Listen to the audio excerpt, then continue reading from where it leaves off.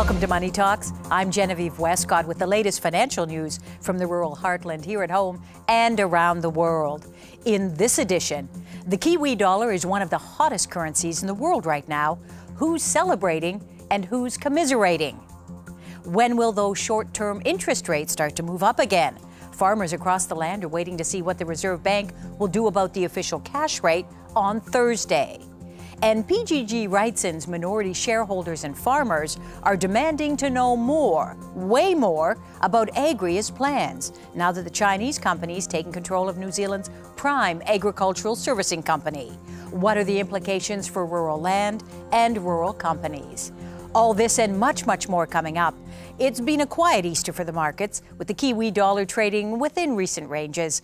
Joining us now is ASB rural economist James Shortall. James, how are the markets doing this morning? Well, they're up really positively, first thing on Wednesday morning. US markets are up strongly. They're up to the highs that they haven't seen since the middle part of 2008, actually. So this has actually pushed the Kiwi dollar up. We're up around sort of 0.5, 0.6 against the US and trading around 80.5 the first thing this morning. So very strong levels. Global markets have been somewhat mixed recently. What do you put it down to?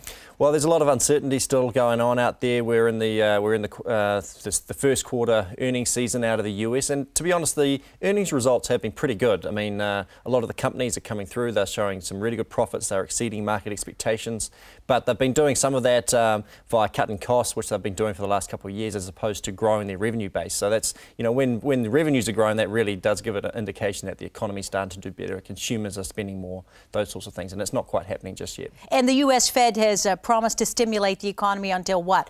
i.e. print money, June? Well, it's going to be a key day for the markets. It's going to be Thursday.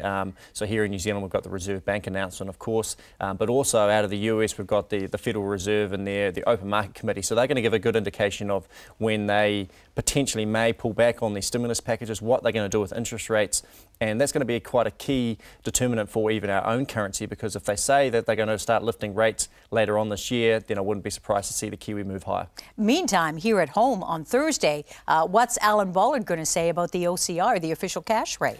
No change, no change. I think that's going to be the key Are you message. A betting man? Do you want to put some money on that? I'm not a betting man, but in this case I probably would, because I feel relatively confident at the moment. And I think the whole market is not expecting any change. We're not expecting any change for the rest of this year, to be honest, in terms of the official cash rate. So, we're still in a soft economic environment. Inflation's under control.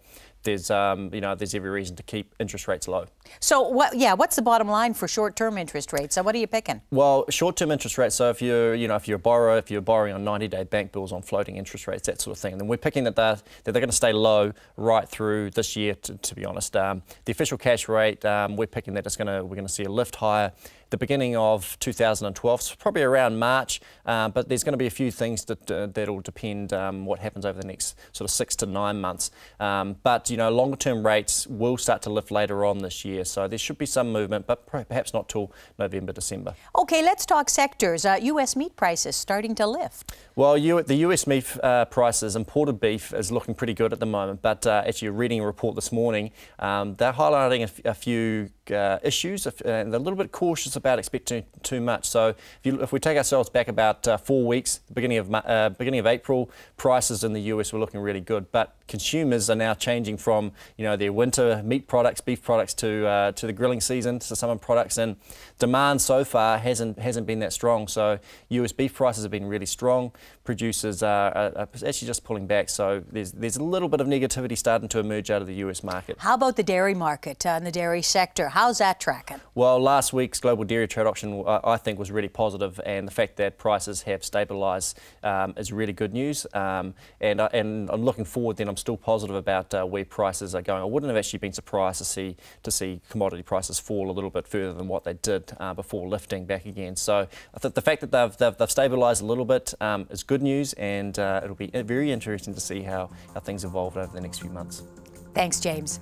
Coming up after the break, high export prices may not be enough to help boost our domestic economy because of high debt levels and falling land prices. At least that's the opinion of one leading banker. Find out more from Westpac's head of Agribusiness, David Jones. He's here in our studio. Farmers remain bullish about land values over the next year, according to a new Rabobank report, but sales continue to slump. And the New Zealand wine industry has its eye on the tiger. Vintners claim a booming success in Beijing. Where to from here for our reds and whites in China? But first, answer this in our Farmers' Facts and Figures quiz. How much were wool and beef export revenues up for 2010? The answer when we return. Stay with us.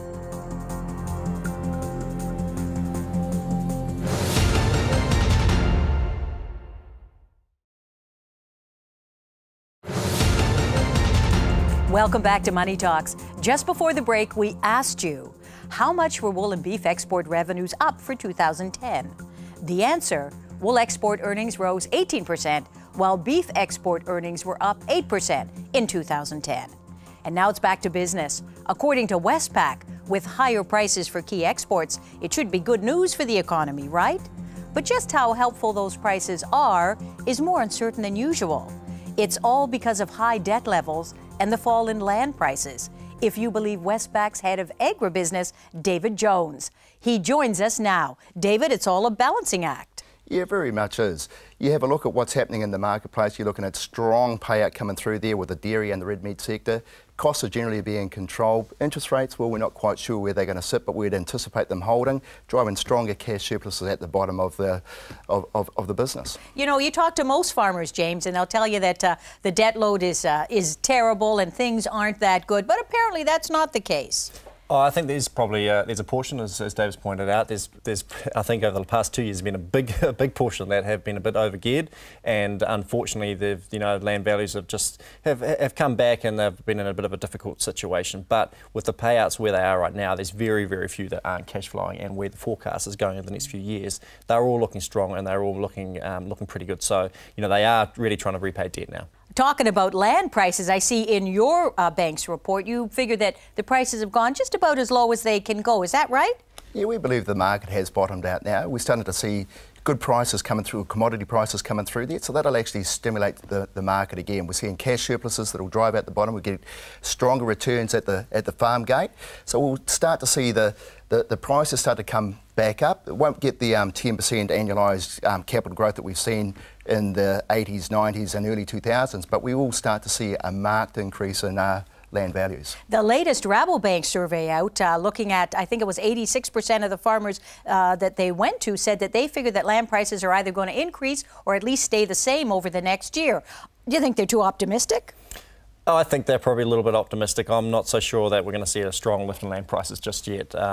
It's particularly, dairy prices potentially. There's still a lot of land that needs to be sold, and until that gets wiped through, then we know it's going to be difficult to see the prices lift. Sheep and beef, there's still a lot of properties out there that need to be sold, and I'm not so sure that we're going to see a sharp lift. We may just see some of the land that is available being sold. Okay, the latest numbers out for farm sales, gentlemen. I'll read it to you. For ending March 2011, 869 farms were sold, compared to 2,700 farm sales for the year ended March 2008. That's down almost 68%. What does that tell us, David? What it does tell us is that there is I suppose, an air of caution in the marketplace. If you've actually dropped your land value by 20% and you're getting strong payout prices, driving strong cash surpluses, you're not going to go into a market and sell. You're not going to be a price taker. You're going to wait until the market starts to normalise, and that may be 12 months, 24 months down the track. So you'd be crazy to sell on a low market when payout and commodity prices are strong. But you know what, farmers are getting such great prices right now for their commodities on the global market. Aren't you a little surprised that it's not translating into property activity? Well, as we know, farming is a long-term business, and we've got to make decisions, or farmers need to make decisions on 10, 20, 30 years, not 2 or 3 years, which is potentially sometimes they've made the decision in the past. So the outlook does look good, but my advice would be not to make decisions particularly on prices, and if they're relying on current prices to stay where they are for the long term. Yeah, let's talk a little bit about oil prices now. I see that Syria is heavily involved in what looks like could be a civil war there. Libya, of course, those airstrikes are going nowhere. Oil prices, some are saying, could hit $200, $300 a barrel. What do you think, David? Look, I'm not informed enough to make a comment on that, but we are certainly seeing some pressures that are coming through there, and you've got world utilisation around that oil. So you've basically, they've got a commodity, a hard commodity that's pretty attractive at the moment and will drive good returns. But the upside to it is that as those countries become wealthier, they change their diet. So it's an upside for the agricultural sector in New Zealand. Yeah, as long as the agricultural sector in New Zealand can keep up with the demand, we're never going to be able to sell in volume, are we? So how do we get around that in the years to come, James? Increasing production. I think there's still production gains that can be made here in New Zealand. There's technology gains that can come through, mechanisation in the dairy shed, all those sorts of things, new production systems, new grasses. So we've been pretty good at increasing production, but I still think there's gains to come, and there's still conversion properties that are available. A lot of people are considering, sheep and beef conversions into dairy, irrigation, all of those things can lift production, but not to the scale to really match the demand that's out there. With milk prices going so high around the globe, David, I was really interested to read a comment that a lot of milk producers are now getting nervous because they think it may price itself out of the market, and a lot of things we use to make milk with may be substituted for something else. What do you think about that? I think you've always got to have a level of concern around that, because once that commodity price gets up to a certain level, there will be other alternatives that are looked at. And I think that's some of the caution that we actually see within the industry around taking on additional debt and with land values as well. So farmers are saying, well, right, it is a volatile market. We've got to have a look at the market being volatile over the next 3, 5 or 10 years and, just be pragmatic about doing business. Now, here I have a couple of rural economists sitting right here. What do you watch and track? How do you decide, talking to farmers, what's happening in the economy? David? I suppose you're looking at tractor registrations. I also have a look at commodity prices, what's going through there in the US markets. Have a look at what's happening with the currency as to what the return will be. New Zealand is a commodity currency. When commodities are high, the currency's high, and vice versa. So that de-risks some of the I suppose the returns at the farm gate. Look at, again, come back to the crops, have a look at barley, have a look at grain, have a look at world supply, have a look at what the weather conditions are, have a look at the impact of droughts, those type of things as to influence the supply and demand, as well as emerging markets. What about you, James? What are you keeping an eye on? Well, I've spent a bit of time at some of the field days recently, and to be honest, it's been really interesting talking to farmers and how confident they're feeling, because they're actually feeling pretty good at the moment. And the sheep and beef guys, just in the past 3 months, and they are really coming through and saying that the prices are good, and they're starting to spend, all those sorts of things. And my father's a beef farmer, and I was talking to him, and he's just recently been speaking to someone in Australia and who's a stock agent, and they're actually telling him that they've never seen the Australian beef market this strong for 35 years, and so that gives a pretty good indication of where globally prices are going, and farmers should feel good. I mean, as David's pointed out, they're making good cash surpluses at the moment, and they're repaying debt. And how are the banks when it comes to lending these days? A lot of farmers have said it's gotten a lot tougher. Look, Genevieve, I don't think it has got tougher. You'd have to say that. You're a banker. Absolutely. I think the market has changed. We went through a time that it did get pretty tough through the global financial crunch. You weren't driving cash surpluses, you weren't able to service the debt. The banks took a holding pattern. Now we're back into the market, we're lending money.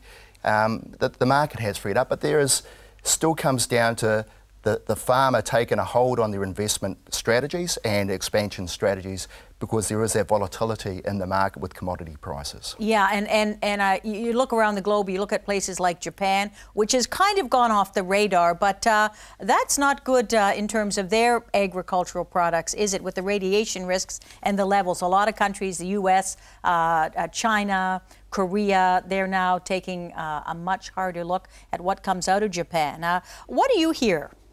Well, I think that is something that we have to consider, and also South Korean foot and mouth disease. So that's having a big effect. And that's been around for a long time now, and nobody seems to be talking about it. Well, yeah, I mean, there's been lots of other things, as you pointed out, lots of other things going on, but we have to keep an eye on these sorts of areas, and because it does offer New Zealand a great opportunity for our products. We've got safe products, we've got good biosecurity history, and so it gives us an opportunity to get into those markets. But to be honest, we are already there.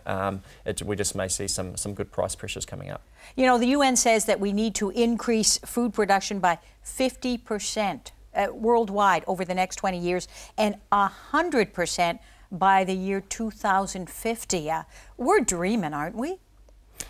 Well, I think, to be honest, yeah, this is a tough call. But if we look at what we've done over the past 40 years, so we talk about, the UN says global population is going to increase by 35%, and food production needs to increase by 100%. Well, we've actually done that over the last 40 years. The population has doubled, has gone up by 70%, and food production actually increased by 150%. So it has been achieved in the past.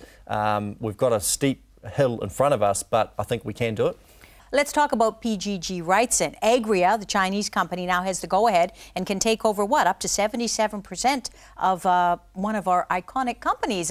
David, what's your take on that? Look, it's an interesting acquisition, and I suppose what really comes down to it is what they're going to actually do with the investment in that company, what it's going to benefit to the New Zealand economy. Nobody seems to know. And I suppose until we're aware of what's happening in that space there, it's a watching brief. I think you've got to take reasonable confidence that the science will benefit the investors, and it'll also benefit New Zealand market as well. I think the PGG Wrightson seed business is the one that everybody's worried about. I mean, that's massive intellectual property. If that gets out into the world and is shopped around, that could be disastrous, couldn't it, James? Well, I think the fact that they've been very quiet about this whole buyout and takeover probably says something in my mind, potentially we are going to see some changes, and that's the way they're going to unlock some of the potential that hasn't been realised up. Unfortunately, this one's out of the hands of the New Zealand investors now. It's heading offshore, and those benefits are probably going to be seen offshore, I think. Yeah. Okay.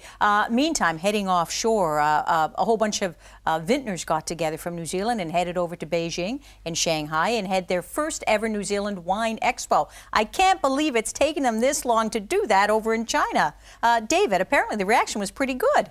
You would expect it to be pretty good as well. We've got a quality product that we can take into the international market, and the Chinese market is just a huge opportunity for New Zealand vintners.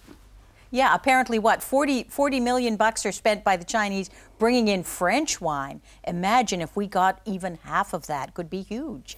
Well, that's right. I mean, wine is one of the key strategic initiatives for the government under their economic growth agenda. So they're looking at agriculture being another one, wine being one, food and innovation, new technologies. So, there's been some government funding that's gone into the wine industry to target China. Has been a big growth market, Europe being a big one, and also North America. So that's why we're seeing a bit more activity, and it's opening up opportunities. The government want to see wine exports go from 1 billion right now to 2 billion over the next 10 years. So it's a big growth topic.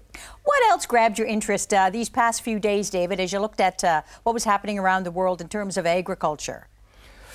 I suppose what grabs my interest is what's happening with the weather patterns, and actually having a look at the commodity prices, and actually having a look at the emerging markets, having a look at what's happening with oil, the ability for opportunities to arise as a result of increased oil returns to those nations, and the opportunity for us to take our agricultural product into those markets there. I suppose South America is a great opportunity, and coming back to your point, Genevieve, around having to grow our produce, it's about New Zealand actually looking at other countries where we can actually support them and take some of our science there, but not actually give our science away, actually sell it and get a return on it. And that's the delicate balance, isn't it? How do you sell it? How do you know it's not going to be ripped out from underneath you? We don't know. There are no guarantees. Yep.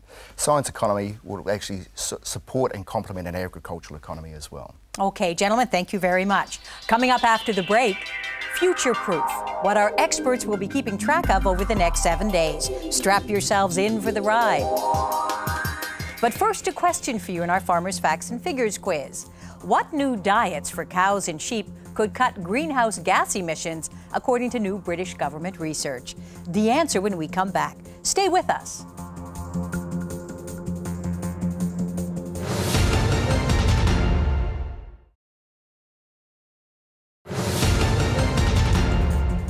Welcome back to Money Talks. Just before the break, we asked you, what new diets for cows and sheep could cut greenhouse gas emissions, according to new British government research?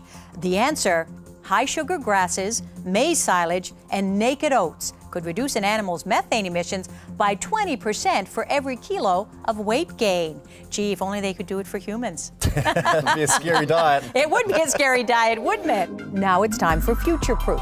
What's coming up in the next 7 days that our experts will be watching? What will you be watching over the next 7 days now, James? Well, of course, on Thursday we're going to have the official cash rate announcement by the Reserve Bank. But you know, some of the key things that are happening around the market internationally overnight. There's been a big announcement from a French company, dairy company, to looking to take over Italian dairy company Parmalat. So that's it could potentially create, as a mega merger, could potentially create the largest dairy company around the world. About, by my estimates, in terms of revenue, about twice the size of Fonterra. So that's going to be one to watch pretty closely. They are looking at targeting the developing areas, you know, India, Brazil, China. Which is precisely where we want to be. That's right, that's right. And so I think that's going to be an interesting dynamic to watch. Key for the international dairy industry, but also interesting for Fonterra and for New Zealand farmers. Gee, I wonder if Andrew Ferrier will get a phone call from them. You never know. That's a good Who question. knows? Watch this space. What about you, David? What are you going to be watching over the next 7 days? I suppose we will be looking at the OCR just to have a look at the impact through there, but we're pretty confident, as James alluded to earlier, that it'll take a holding position. I suppose we'll be having a look at some of the commodity prices, particularly around the dairy sector, is what's going to be happening over there over the next short while, because we'll start to see some, if the commodity price starts to rise too much, we'll actually start to see some of these more expensive operations start to come into production. You get the Europeans, you get the Americans, they'll step up production, and that could potentially do some damage to the commodity price and returns at the farm gate. Great. Okay, what else, James? What else is going on? Let's talk about Olam. Yeah, well, takeovers, you know, we've seen plenty of takeovers around the world, on the international stage, but also here. We've already talked about Agria and PGG Wrightson's, but I think the key one, Olam International, who have been quite a big investor in New Zealand agriculture for the past 2 years, they're looking to mop up the minority shareholders in New Zealand Farming Systems Uruguay. So they don't hold, currently they've got about 22% that they're looking to buy up, and yesterday we saw their share price lift. But I think the key thing for shareholders right now, the advice from the independent directors has been, you know, hold off, wait to see what the independent report says about the value and see whether this is a reasonable price that they're offering. David, when you look at the bigger economy for New Zealand, how do you really think we're doing? Look, I suppose we're flying on one engine at the moment, which is agriculture. I think the rest of the market is doing it pretty tough. Personal spending, I think, has actually started to slow down. We're starting to see the business sectors go through a little bit of stress in that. But I suppose if you're looking at an economy that's actually based on agriculture, I think the long term, it's looking good. You're starting to see forestry come into play. You'll basically see some of the spending that goes through into China, into Japan. And I think the outlook is looking very strong for New Zealand. It just may take a little bit of time to convert into public sector confidence. Boys, are you rugby fans? Yeah. Is the Pope Catholic? Exactly. Yeah. What position did you play? I was playing number 8. Oh, excellent. What about you, David? Oh, it depends at what age I was playing. When I was young, I was playing in the back, so as I got older and started playing president, so I was generally put to the front row. Okay. It's interesting now that the World Cup rugby shenanigans are getting closer and closer. Critics are coming out of the woodwork saying we're putting in, what, $1.2 billion, but we might only get $500 million out in return. What do you make of the arguments? Sounds like a pretty good argument to me. Can we afford it? Can we afford it? No, well, right now we can't. We can't. There's probably, you know, if they are the numbers, then you'd have to say that we're not in a strong position to be able to pay for that. So, yeah, difficult one, but of course those decisions were made long ago. Who would have thunk it, eh, that we'd have an economic crisis and we'd also have the earthquake? David, what do you think? Should we stick with the World Rugby Cup? Oh, it's going to be worth it? It's a national sport, and I think, yeah, there is a big deficit in there, but hey, let's take the optimist side of it, that it will actually play out pretty well for us. Not only will we win it, but we'll actually turn that deficit into a surplus. I like your confidence. Gentlemen. A bit of pressure on the All Blacks. Yeah, no pressure, guys. Yeah. Gentlemen, thank you so much. Thanks to my guests, ASB rural economist James Shortall and David Jones, head of agribusiness for Westpac. We love to hear your feedback, so be sure to check out our website. Meantime, I'm always thinking of ways for you guys down on the farm to get more bang for your buck. And that means thinking outside the square, right? Do you have an unrecognized talent in your kennels? What about hiring out your working dog as a musical act for, let's say, a local wedding or the school fair? All you need is a canine with a bit of confidence.